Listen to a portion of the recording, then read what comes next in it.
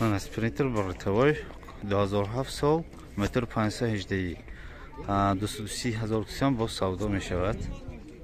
اگر خریدار یعنی خوشون اگر بازار بیاین همینجا به اونجا.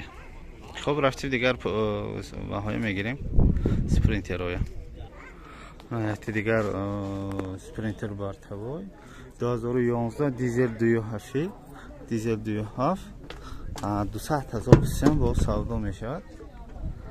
سودا می شود نموده پریباروش یکی گرین آفتاب حقا مشاهده داشت سخت مشاهده داشت 2011 سالش بالانش تازه شد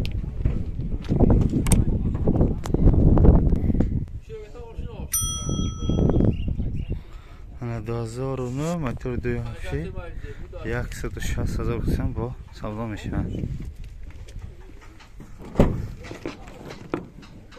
این автомат میده در автомат می سالی شده شویش سالی قاینچه بوده است اما کتن автомат می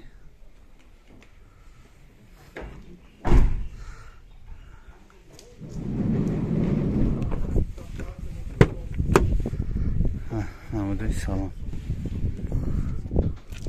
160,000 تومان سایرشان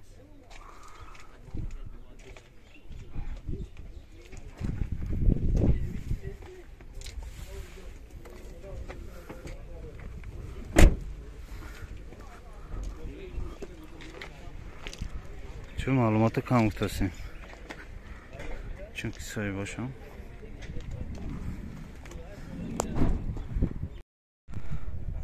اسپرینتر نوبتی 2006 بوده است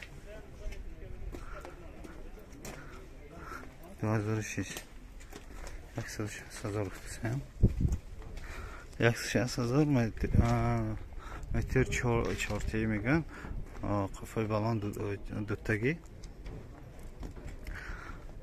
تنتوی 5 CDI 515 بوده است مترش CDI 515